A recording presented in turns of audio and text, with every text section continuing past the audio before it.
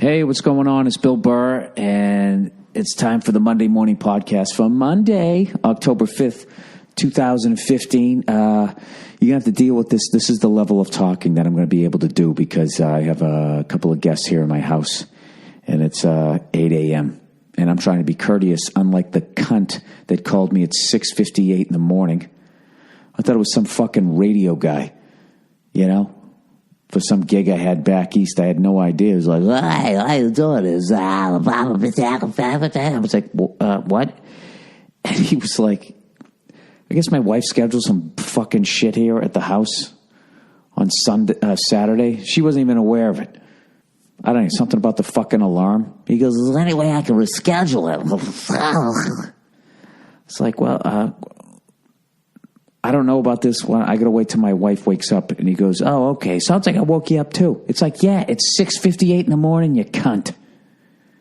With your fucking morning DJ voice. Hey, it's Eddie and the Bulldog. We got Bill Burr coming up here in a minute. He's going to be doing 2 shows here in Maryland. Sorry, that was a bad morning DJ voice. But you know something? I'm trying to be courteous to the other people in the fucking house here. All right, whatever. Let's plow through the podcast here. I got to say something. I got to get something right off my old freckled fucking chest here to start this thing. All right? The W Hotel, I am fucking done with that place. I had a great weekend, right? I did a couple of benefits out in D.C. and one that Tig Notaro set up for the Planned Parenthood, and it was such a fucking cool crowd. My whole set, I just kept telling them that they didn't like babies.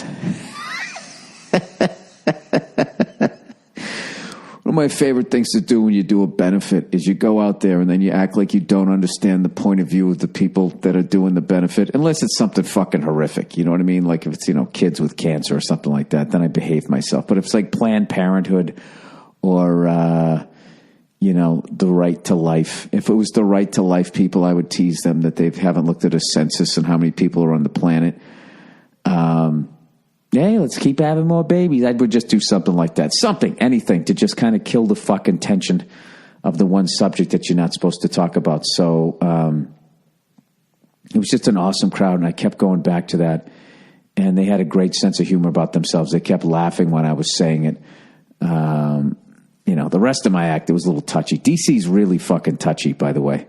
What I found, if you perform at the DC Improv, though, it's a great crowd. You get a couple of uptight people there or whatever. But like once you get out of the clubs and it becomes a bigger event like that benefit that was at like a theater, it's just this really weird sort of pay attention to what you laugh at kind of thing. Like it feels like a political fundraiser for whatever fucking reason. But Friday night they were cool, and then on Saturday did the addiction benefit that Marianne Giraldo, Greg Giraldo's wife, put together. And Jesus Christ, what a fucking show that was! Everybody murdering. Tom Papa putting on a clinic. Nick DiPaolo, Judy Gold, Tig was on that one too. Gary Owen. I mean, it was just a monster show. I know I'm going to forget a few people, but everybody was... what was really cool was just a bunch of different styles, and everybody with their own style absolutely fucking destroyed. And, dude, I got to tell you something. Nick DiPaolo, man, is probably the most underrated comedian out there, man. If that guy's playing in your area, you got to go see him. He's fucking... If you want to see just like completely uncensored, somebody just saying exactly what they're thinking... that's the guy to go see, and he does not take an ounce of shit from anyone in the crowd. Not like you should be giving him shit, but I'm just saying if he addresses groaners, put it that way, is the best way to put it. But so it was great working with all those guys, and just had a great fucking night. So anyways, after the show, Saturday night, me, Tom Papa, and Al Madrigal, we all go out to dinner or something like that, right? Have a couple of drinks, and then we head back to the fucking W Hotel, or me and Tom did anyways, because that's where we were staying, dude. And it was just an absolute fucking shit show. That hotel, I'm not saying is a bad hotel, but that hotel is for young people. That's not for a 47-year-old fucking freckled douchebag like me. I just couldn't get over the level of shit-faced. This is coming from a drunk. How fucking hammered these people were. First of all, I walked by the W Hotel at like, who the fuck was I with? I was with somebody. I don't know, the whole weekend kind of blended together. But I swear to God, it was the afternoon. And these three like hot chicks come walking out with tattoos on their titties, like script writing. They were whores, just walking right out. I'm not saying professional, but you know, if that's your daughter, you're just talking to a wall for the rest of your life, being like, I completely fucked up. Script writing on your titties. That, I mean, I'm telling you right now, if you are a man and a woman walks up to you with script writing on her fucking titties, I'm telling you, you run in the other direction. All right? Nothing good is going to come from that interaction, okay? And if there's any ladies listening out there, I challenge you to find a wholesome woman who's going to be a good mother with script writing on her titties. All right? I'm sure you can find one, just like I can find a white guy that can dunk a basketball. There's always fucking exceptions. All right? But I'm just saying, generally speaking, not even generally, 90% fucking speaking, my favorite percentage. 90%. You just run in the other fucking direction. So anyway, so we come back from the fucking dinner, and dude, like, this woman was so outside. This woman was so fucking drunk, like the kind of drunk you get when you're in your 20s. You don't know how to stop, right? Leather pants, right? Dressed like, you know, she's going to be in a Rihanna video. She's so drunk. The guy she's with is trying to hold her up, and she's got her head buried into him like she's in like a rugby scrum. Just sort of trying to walk into him. He's going, sweetheart, sweetheart, sweetheart. And we kind of was like, Jesus Christ, what the fuck? As all these, you know, fucking tattooed titty hoes are walking out of the W. What's so funny is when you check into the place during daylight hours, like it seems like a nice hotel. But they always had like the fucking club. Or duck club, D-A apostrophe, whatever the young kids say. And somebody's up there spinning, right?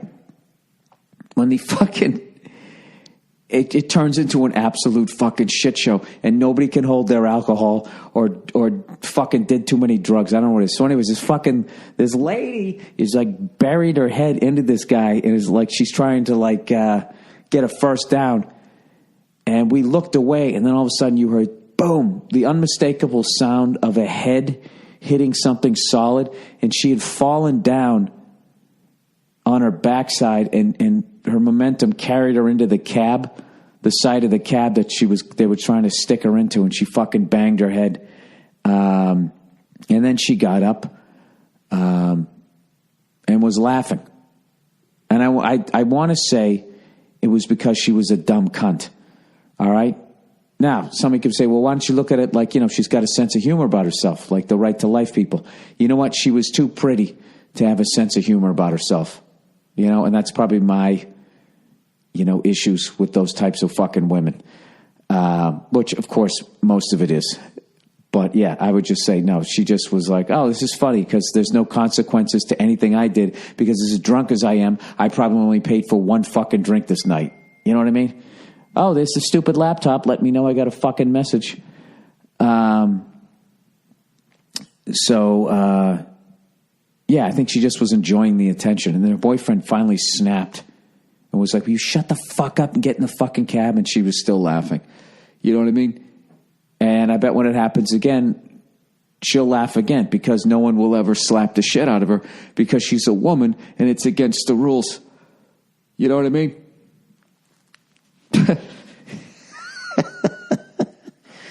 So anyways, so then me and fucking Tom walk into the, not saying that you should slap the shit out of a woman, but, you know, there is something to be gained every once in a while. When you're truly in the wrong and somebody just slaps you in the fucking face and, you know, all you have to deal with is this stinging pain for like about 8 seconds.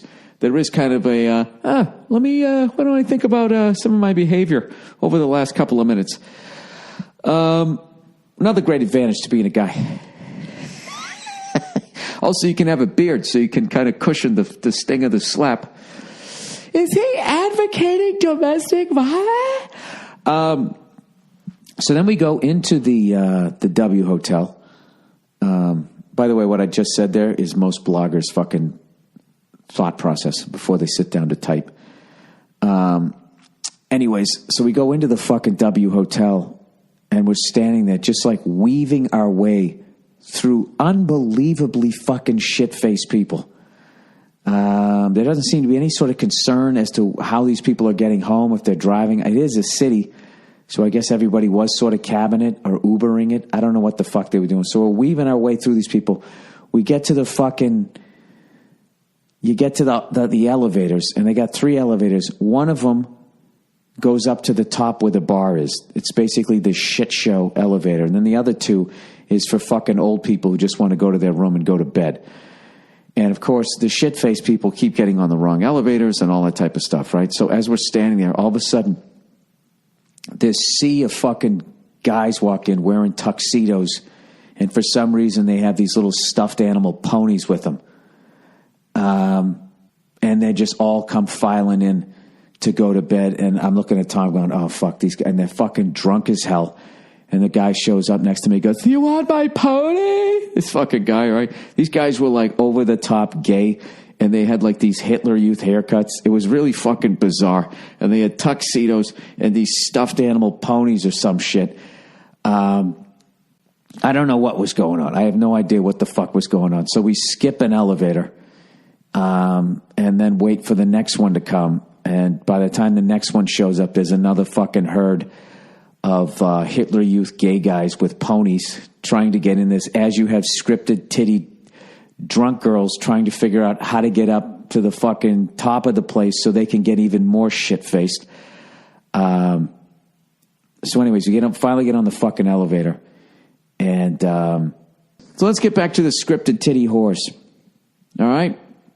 The scripted titty whoas, all right? And where did I leave you guys? Scripted titty whores, gay Hitler Youth guys with ponies, all dressed in tuxedos like they just gave a piano concerto, or however the fuck you say it. So I finally get all the way up to my room, and then I walk up, and of course my key doesn't fucking work. Or maybe I have a key from the wrong hotel because I'm always on the fucking road. I have no idea. So I got to go back downstairs, get back on an elevator that's actually empty, and I go downstairs, doors open up, more Hitler Youth, gay guys, more scripted titty whores, more fucking rugby scrums, and I get my key and I get back up there, and I was just like, it's just shit show. I'm not saying it's a bad hotel, you know what I mean? It's a fucking great hotel if that's what you're into. You know what I mean? Like, stay there during the week, I think is fine if you're an old man like me, but on the fucking weekends, it is an absolute fucking shit show. Like, it looked like a convention for reality shows. You know what I mean? Stop writing script on your titties, you know, on VH1, Gay Show Pony, World War II piano concerto for the straight guy, whatever the fuck you want to call it. You know, dumb cunt rugby chicks, whatever the fuck you want to call it. But it was, it's a nightmare. I'm done. And you know what's funny was during the day, I was already starting to get that feeling like, you know, the second, you know, you get into the W and they have like that fucking, that option where you can have like that neon aquarium lighting around your fucking bed, you know, because young people think that like enhances their sexual experience. What they're really doing is they're trying to cover for the fact that they don't quite know what the fuck they're doing. You know what I mean? Or maybe it's part of the drug thing. I have no idea, but I remember that when I was young and I was going to hook up, it was all about like the lighting and having the right CD. It was all this extra shit that you needed to cover up for the fact that you didn't quite know what the fuck you were doing. At least that was for me.